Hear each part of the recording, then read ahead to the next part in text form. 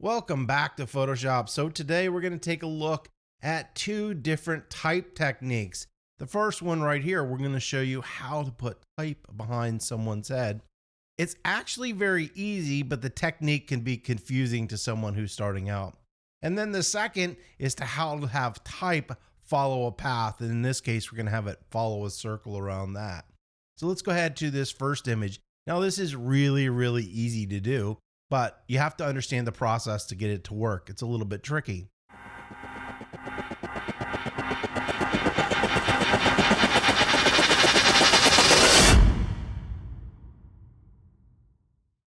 So let me show you the process of how to put type behind someone's head. So the first thing we're going to do is go over here and get a selection tool, any selection tool, because in this image, it's very simple. We're going to hit select subject. Photoshop's easily going to be able to select that out. Next thing we're going to do is hit select and mask. And then we're going to come up here and hit refine hair. And then we have a pretty good selection on this image. We're going to come out to output, and we're going to actually output to new layer with mask and hit OK. Now Photoshop turned this background layer off. So we're going to go ahead and turn that back on so we get our background back to where we want it.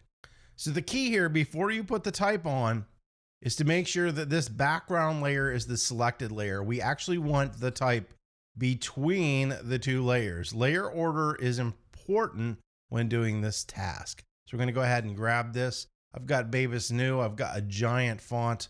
We've got this centered. I'm going to just go ahead and call this style, S-T-Y-L-E. And we're going to click our move tool. And now when I move this, it's automatically going to go right behind the person's head. So just like that, we've got style. I think it's a little bit too black. We're going to lower the opacity of this just so it blends in a little bit better. And just like that, we've got the style in between or behind the head. Now, the reason this works out is because we cut out the subject.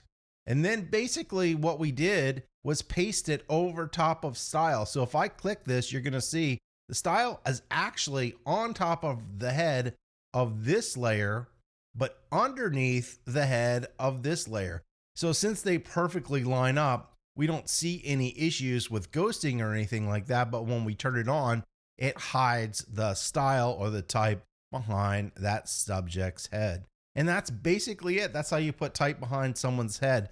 If you have a really complicated selection, it can be more difficult, but as long as you keep things simple, this process works really easily. So let's go ahead to the next one. So here we've got a circle, and this is a vector shape, and I'll just go ahead and flatten this just so we can see it in white and make it easier for everybody to understand. Over here, now remember, your toolbar is going to be different from mine. I've customized mine to get it to lay out exactly how I want. So right here, the rectangle tool looks like it's going to be the default, but what we want is the circle. But we're going to do something so we can align this before we get to that spot. So I'm going to go up here to view, and I just did a tutorial on this, but we're going to go to new guide, and we're going to type in 50%. So I'm going to hit Command C or Control C on a PC to copy that. Now I've got this in vertical. When you do 50%, it's automatically going to figure out where the center line is. And then we're going to go ahead and do it again. So we're going to go new guide, and this time we're going to do horizontal.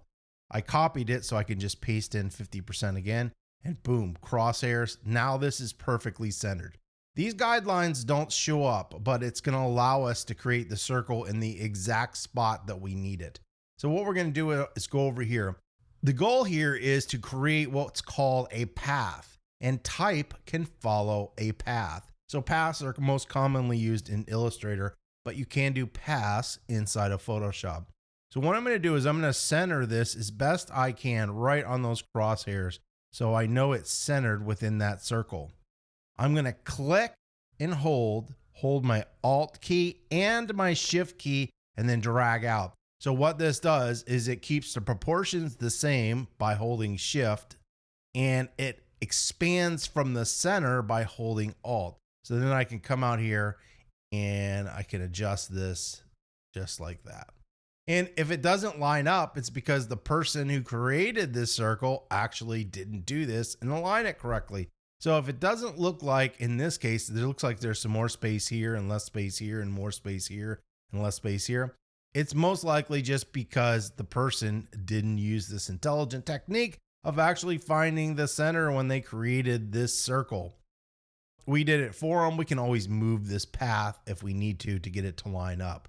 So the next step in this process is grabbing your horizontal type tool.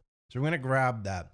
Now, when we come over here, it's going to look like the regular type tool, but when you get over that line, you're going to get that little mark. It kind of looks like a tilde, a little squiggle line. That means that you're on the path, and that is going to be the place where the type starts. So if I want it to start right here at 9 o'clock, come over here and just go ahead and click.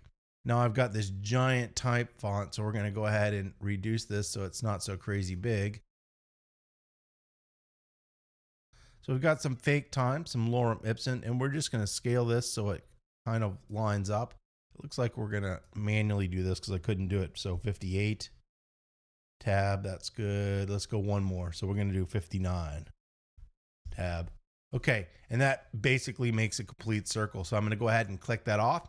Now that type has followed that line, but it's not perfectly centered because whoever made this circle didn't make a perfect circle.